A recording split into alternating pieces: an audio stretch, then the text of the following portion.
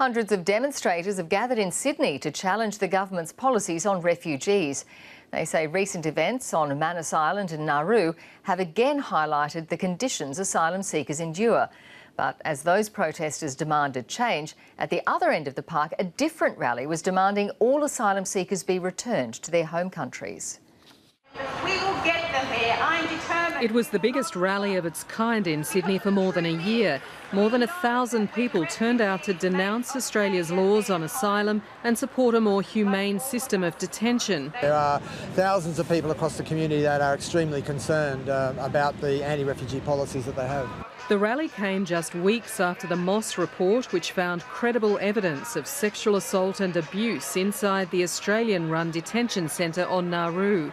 Speakers from Amnesty International and other pro-refugee organisations called for an end to the secrecy surrounding Australia's refugee laws and the right of refugees to settle in Australia. The last 2 years has seen seriously an assault on asylum seekers' rights, and the vast majority of that assault cannot be justified on the grounds of saving people's lives at sea. There was anger too at the recent deportation of Hazara asylum seekers to Afghanistan. I think it is essentially a death sentence if Hazaras are sent back to Afghanistan, considering the security situation.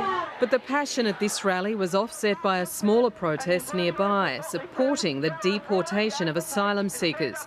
Their argument, there are already enough homeless and disadvantaged people in Australia who are more in need. Charity begins at home. A line of police kept watch. In the end, they were more than drowned out by the bigger pro-refugee rally. All ended peacefully with a march from Belmore Park to nearby Camperdown. Anne Barker, ABC News, Sydney.